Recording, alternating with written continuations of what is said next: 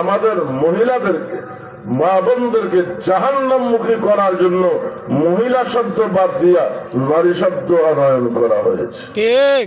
আল্লাহ আমাদেরকে বুঝার তৌফিক দান করেন, বাঁচার তৌফিক দান করেন। শেখ হাসিনা চলে যাওয়ার পর অনেকে ক্ষমতায় বসে গেছে। কথা বলেন, বসে গেছে মানে ক্ষমতায় যাইলে যা করতো তাই করা শুরু করে দিয়ে। একজন বলল মসজিদ কমিটিতে আমাদেরকে ঢুকতে হবে, দরসে নিজামের যেসব ইমাম আছে গাল ধাক্কা দিয়ে তাদেরকে বের করে দিতে হবে। নাউযুবিল্লাহ বলেন। দরসে নিজামি মানে কওমি মাদ্রাসায় পড়ুয়া যেসব ইমাম আছে তাদেরকে বের করে দিতে হবে। আমি বলি কওমি দরসে নিজামি ইমামদেরকে বের করে দিবা ভালো কথা, ইমাম পাইবা কোথায়? ইমাম কোথায় পাইবা? কওমি ছাড়া ইমামতের যোগ্য দেশে আছে কে? কথা বলেন। আমাদের কওমি পড়ুয়া শতকরা 100% ইমামের যোগ্য, আর বাকি যারা আছে শতকরা 5 জন পাওয়া কঠিন। যদি ইমামতি করেও আমাদের বক্তব্যের ছাত্র ইবাদতের ইক্তেদা করলে পুরা জামাতের নামাজ শেষ হয়ে যাবে।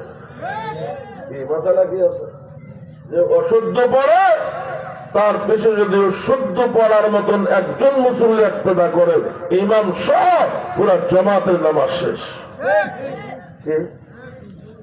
ইমাম কোথায় পাইবে?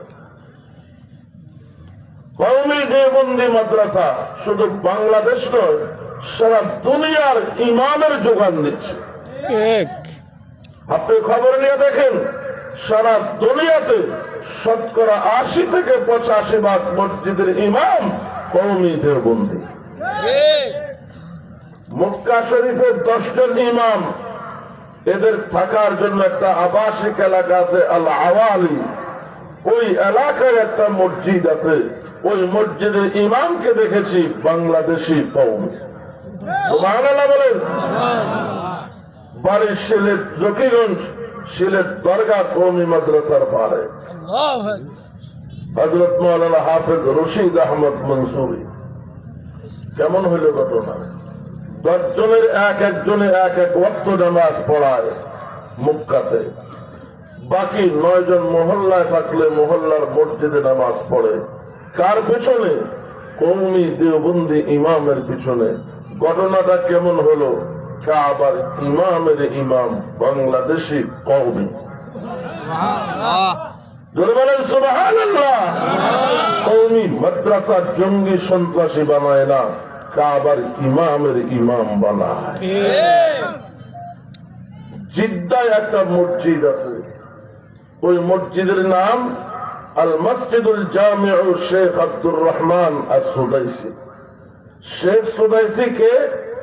মক্কার 10 জন ইমাম, মদিনার 5 জন ইমাম, এই 15 জনের নেতা, 15 জনের প্রধান, অর্থাৎ বিশ্বের শ্রেষ্ঠ ইমাম।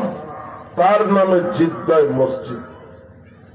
সেখানে গেলাম, যে দেখি সেই মসজিদের ইমাম বাংলাদেশি কওমি। বাড়ি নোয়াখালী হাটহাজারী মাদ্রাসার ফারেক শেখুল ইসলাম আল্লামা শাহ আহমদ শফি রহমতুল্লাহ আলাইহির ছাত্র এবং খলিফা। সুবহানাল্লাহ বলেন। কওমি মাদ্রাসা জঙ্গি সন্ত্রাসী বানায় না, বিশ্বের শ্রেষ্ঠ ইমামের মসজিদের ইমাম বানায়। আরেকজনে কি বলল?